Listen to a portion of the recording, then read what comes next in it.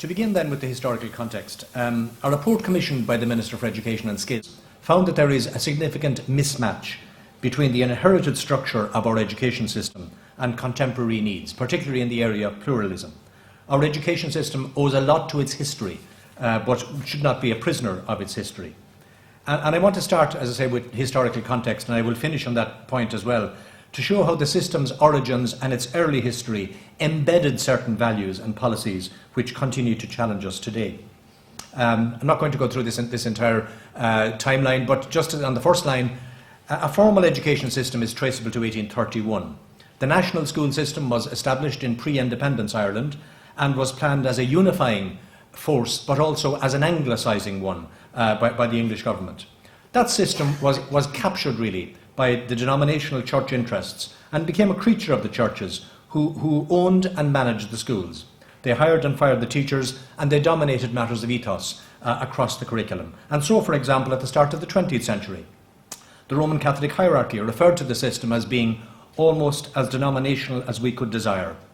And a prominent bishop in 1938 praised the Minister for Education for his department's work in securing the religious and national viewpoints through the schools.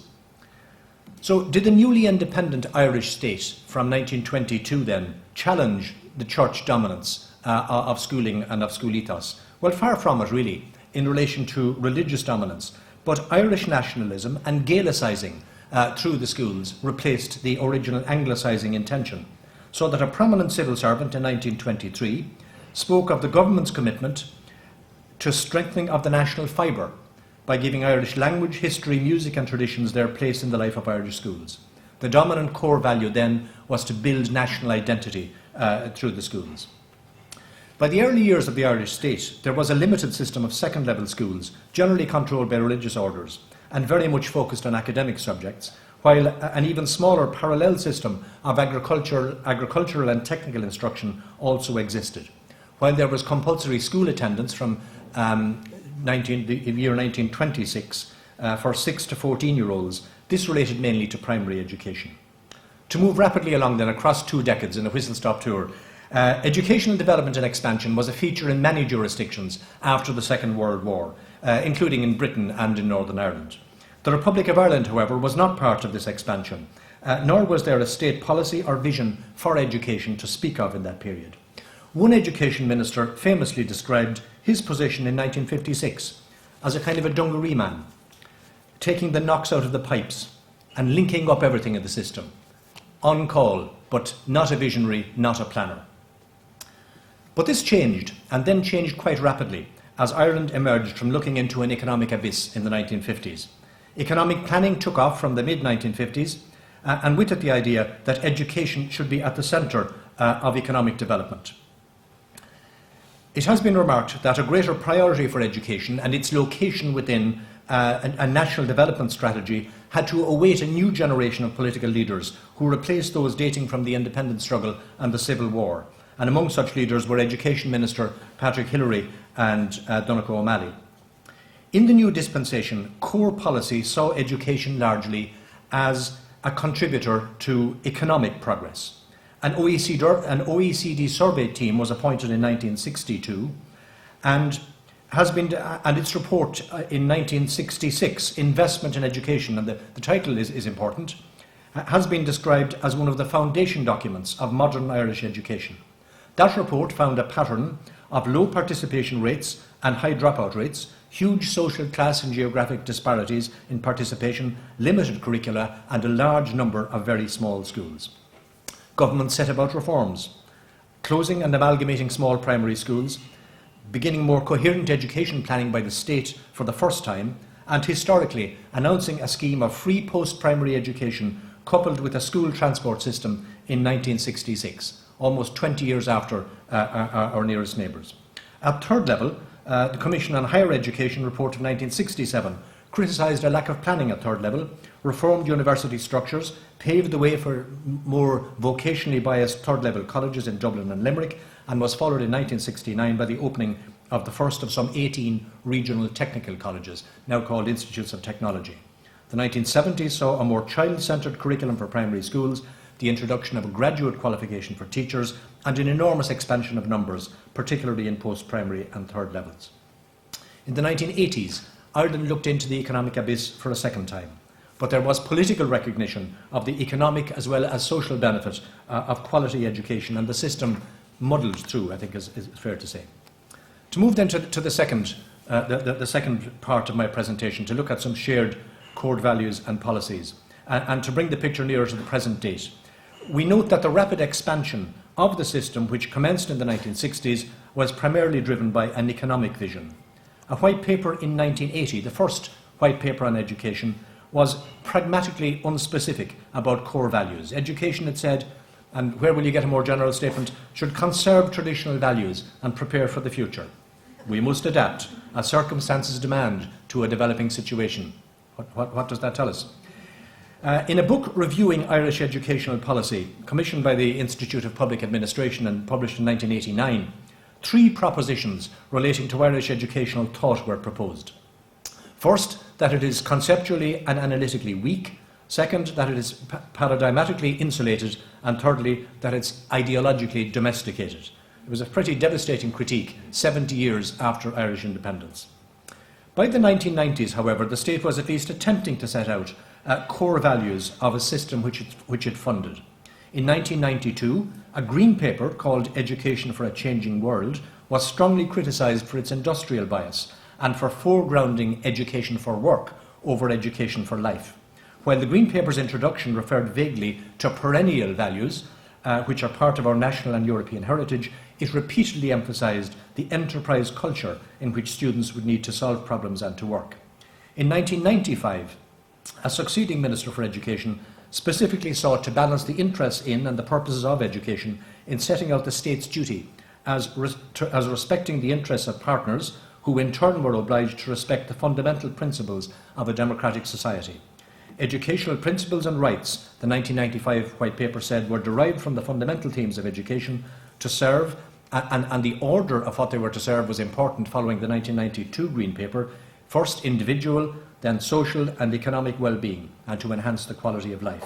And this White Paper set out 5 principles of the education system, as shown there, as being pluralism, equality, partnership, quality, accountability. Education legislation in this state mushroomed after the 1995 White Paper, the most significant piece being the Education Act of 1998, which set out a range of objects for the education system and of functions for the minister and for schools.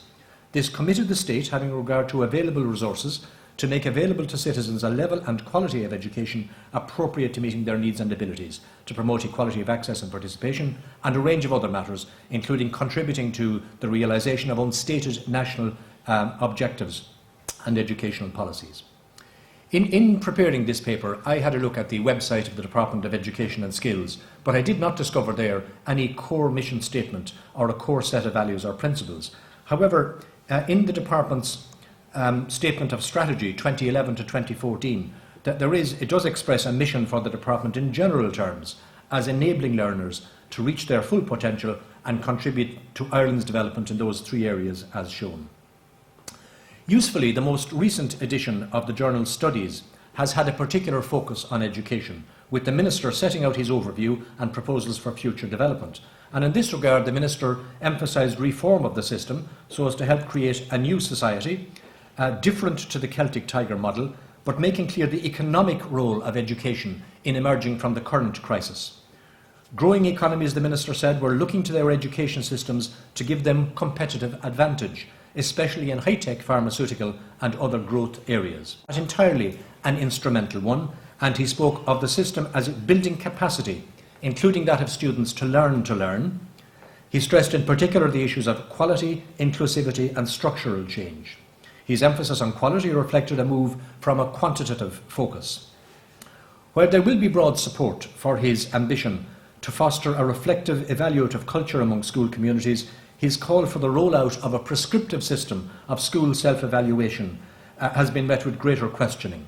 The Minister has repeatedly referred to the Irish results in PISA, the PISA tests of 2009, and has placed great stress upon literacy and numeracy in schools, although there are concerns that measurement of outcomes in this regard will serve to narrow curricula.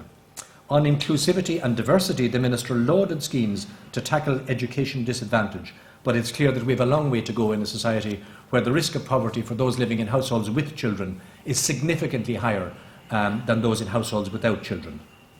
It's not surprising that in the budgetary context where Ireland finds itself, the Minister's conclusion is that the transformation of the education system should enhance this experience for all students, but also achieve value for money. Well, I move on. I was going to deal with some critiques of the Minister, but maybe leave those and move to the third part of the presentation, which is to do with, I suppose, some descriptive and comparative points regarding our education system. What the examination of core principles suggests so far is that there is a recognition of both the economic and personal value of education in Ireland, but also significant pragmatism. And I think that's the theme running through it. Significant pragmatism about what are the core values and about the potential for reform and improvement of the system. It's appropriate then to look at the system at some points of comparison with international norms. In this regard, the structural picture of the system breaks down into 4 age-related sectors from pre-primary to tertiary education as shown. Enrolments across the main levels of education show that currently some 1.1 million of our 4.6 million people are in full-time education.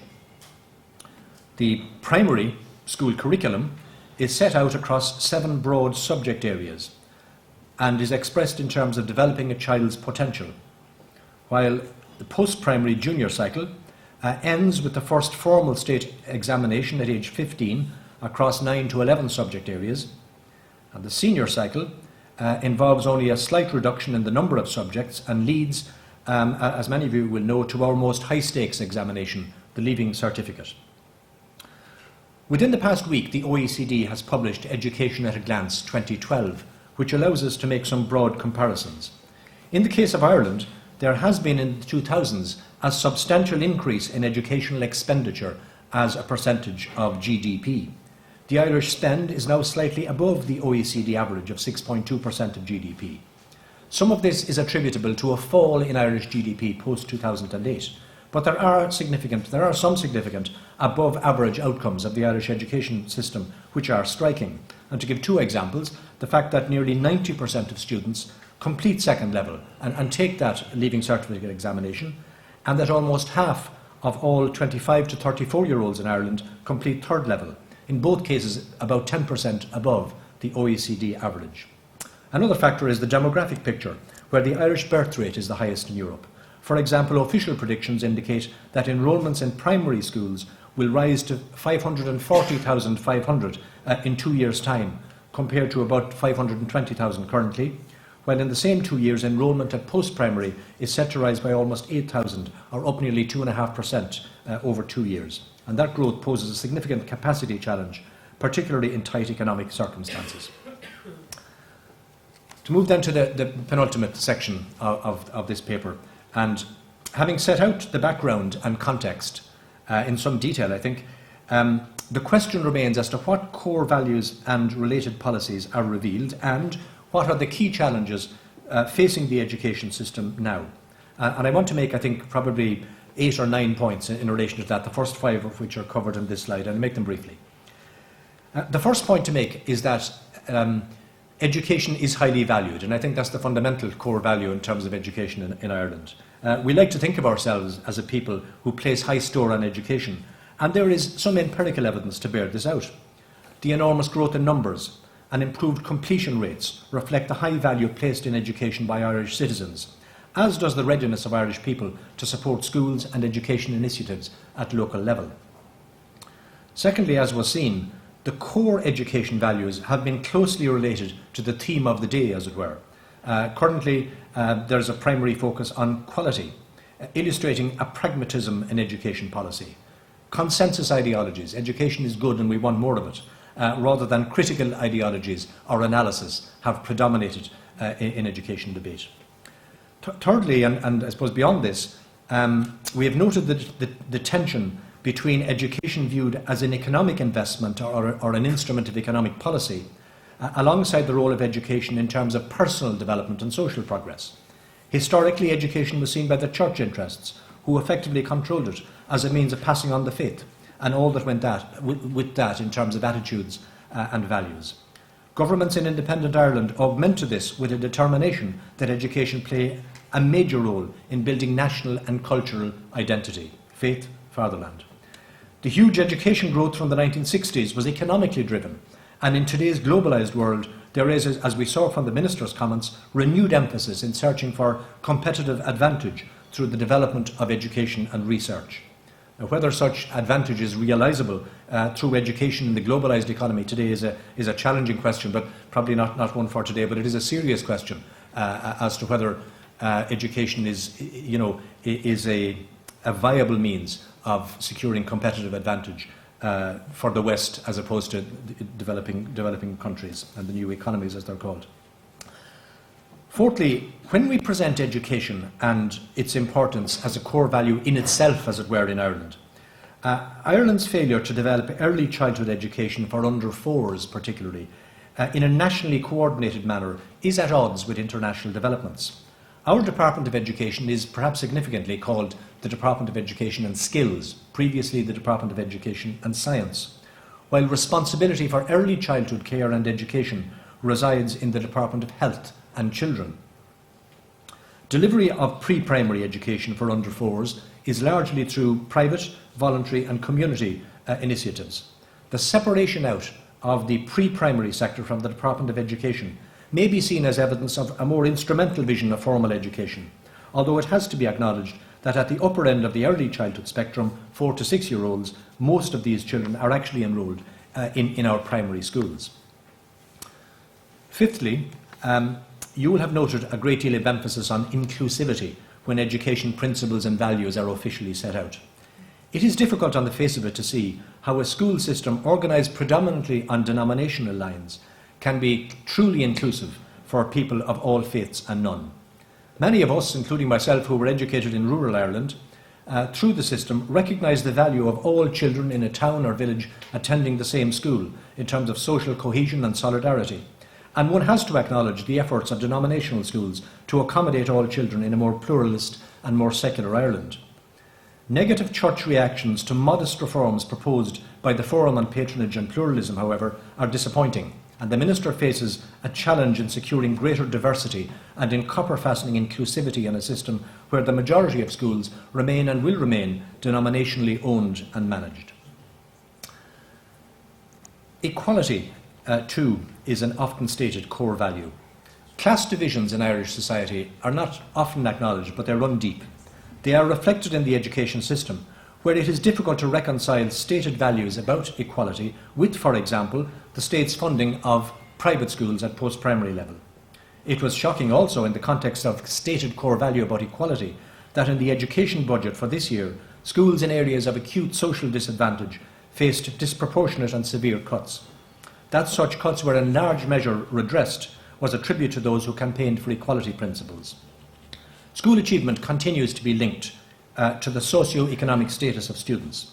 In this regard, the Department of Education, in a comprehensive spending review required by our economic crisis, identified as an option last year the possible culling of the Early Start programme in socially disadvantaged schools.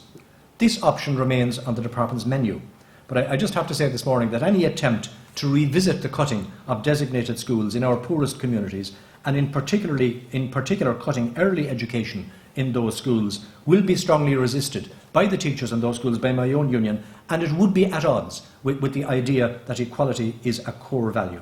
If equality is truly a core value, the Minister will not go there this year. The principle that education should seek to develop the child and the adolescent as a whole person is at odds with some of what appears to be required at post-primary level. Completion rates at post-primary are, as noted, high by international standards, but it is a regular criticism that the preparation of students at that level reflects a commitment to subject learning and even rote learning at the expense of developing teamworking, cooperation and preparing for participation in society as a citizen and a worker. The Leaving Certificate examination, which the majority of students take at 18 years of age, is our most high-stakes test. And if education for life and of the whole person is to have greater emphasis, then it is well recognised that reform at second level, including at the upper end, is required. I just want to link the final 2 points then in this examination of values. And the first one is about centralisation. Ireland has a highly centralised education system, and such systems tend to take power of initiative away from local level and to imply even a degree of mistrust of that level. Nowhere is this more significant, I think, than in the potential effect on teachers. Just last week we had publication of the report of an international review panel on teacher education in Ireland. That panel was chaired by Pasi Salberg of Finland. It reflected the strong international consensus that the quality of teachers and teaching is the central factor in achieving high quality education. Noted the high calibre of entrance to teaching in Ireland and concluded that the academic standard of our new teachers, and I quote, is among the highest, if not the highest, in the world. This rich resource should be highly valued, unquote. One of the features of the education system in Finland, which Irish teachers regard highly, has been a degree of autonomy and related responsibility placed upon teachers, and a corresponding refusal to engage in narrow testing, in league tables, or in widespread inspection. In a significant address earlier this year, the Chief Inspector of Irish Schools reflected on quality assurance, and we recall quality as a core value in the Minister's recent paper, and he discussed quality assurance through external inspection and school-based self-evaluation. His paper was a considered and balanced one, but aspects of the model proposed seem to many of us like old wine in new bottles.